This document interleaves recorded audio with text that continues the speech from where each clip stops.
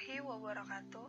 Halo semuanya, ketemu lagi nih sama Kak Rizky. Minggu lalu kita udah belajar tentang macam-macam kelompok sosial. Hayo, masih ingat gak nih? Nah, sekarang kita lanjut ke materi selanjutnya ya. Pada pertemuan kali ini, kita akan mempelajari tentang karakteristik khusus atau partikularisme dan eksklusivisme kelompok. Dimulai dari hubungan antar kelompok. Berbagai kelompok yang ada di dalam masyarakat tentu saling berhubungan dengan kelompok lain. Menurut Kumanto Sunarto, dalam hubungan antar kelompok terdapat beberapa macam dimensi. Di antaranya dimensi sejarah, dimensi institusi, dimensi gerakan sosial, dimensi perilaku kolektif, dan dimensi sikap. Yuk kita bahas satu-satu. Yang pertama ada dimensi sejarah. Dilihat dari dimensi sejarah, hubungan ini mengarahkan pada masalah tumbuh dan berkembangnya hubungan antar kelompok. Hubungan ini menimbulkan stratifikasi etnik, stratifikasi jenis kelamin, dan stratifikasi usia. Pada stratifikasi etnik dapat terjadi apabila di dalam masyarakat muncul etnosentrisme, persaingan, dan perbedaan kekuasaan.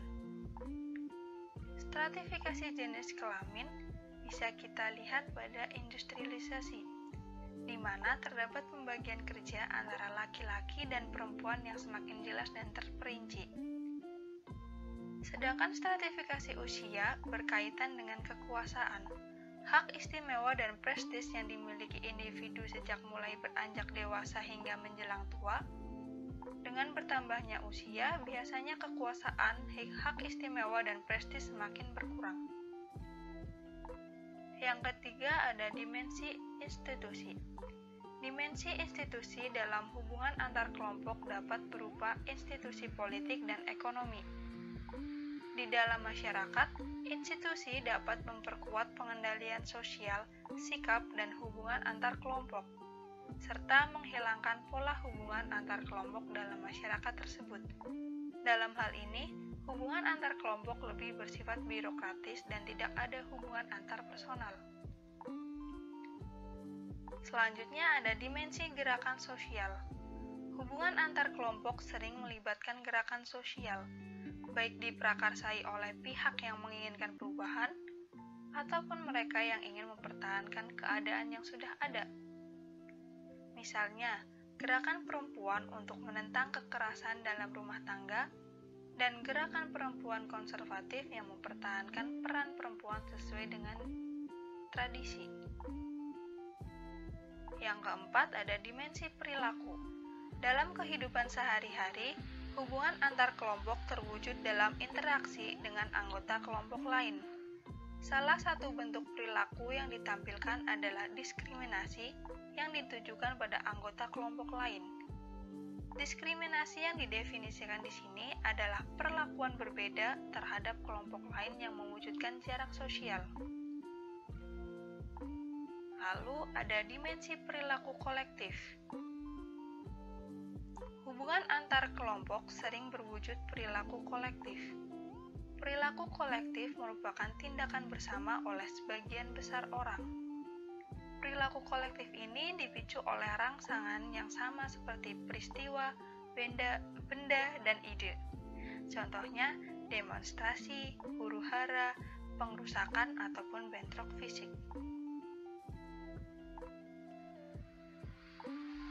Yang terakhir ada dimensi sikap. Dilihat dari dimensi sikap, hubungan antar kelompok sering memunculkan sikap atau perilaku yang berbeda. Dengan adanya dimensi sikap ini memunculkan partikularisme dan eksklusivisme dalam kelompok. Apa sih partikularisme dan eksklusivisme kelompok? Yuk kita bahas satu-satu. Yang pertama ada partikularisme. Partikularisme menurut KBBI adalah sistem yang mengutamakan kepentingan pribadi di atas kepentingan umum. atau aliran politik, ekonomi, dan kebudayaan yang mementingkan daerah atau kelompok khusus. Menurut Craig Dorsey, partikularisme berkaitan dengan bagaimana seseorang berperilaku dalam situasi tertentu. Orang tersebut akan memperlakukan keluarga, teman, dan in-grupnya sebaik yang dia bisa, dan membiarkan orang lain mengurus dirinya sendiri dengan asumsi mereka akan dilindungi oleh in-group mereka sendiri.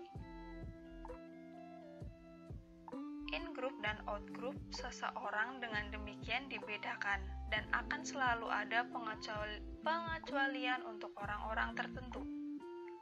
Sedangkan secara sosiologis, sikap dan pandangan partikularisme cenderung memicu konflik apabila kita hidup di tengah-tengah masyarakat yang majemuk dan heterogen. Karena partikularisme mendorong suatu cara pandang yang cenderung subjektif dan tidak objektif. Contoh partikularisme adalah seorang pemimpin di suatu perusahaan konstruksi hanya mau mempekerjakan karyawan yang berasal dari kampungnya sendiri.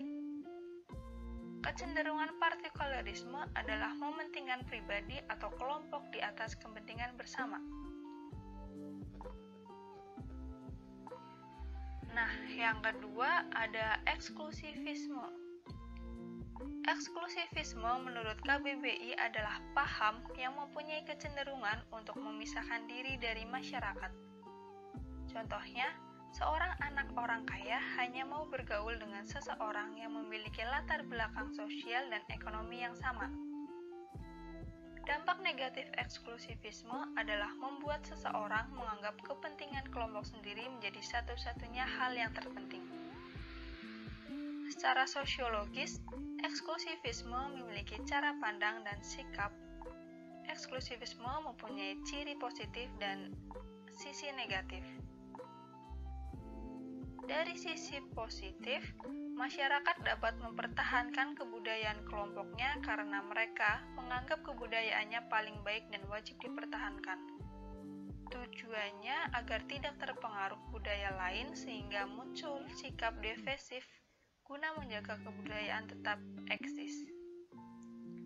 Dari sisi negatif, mereka sangat tertutup pada pengaruh budaya lain sehingga sulit melakukan perubahan yang bersifat progresif. Contohnya, masyarakat primitif dan masyarakat tradisional cenderung bersikap eksklusif, karena masyarakat tradisional ingin selalu mempertahankan tradisinya, sedangkan masyarakat primitif cenderung sulit melakukan perubahan karena faktor isolasi geografis.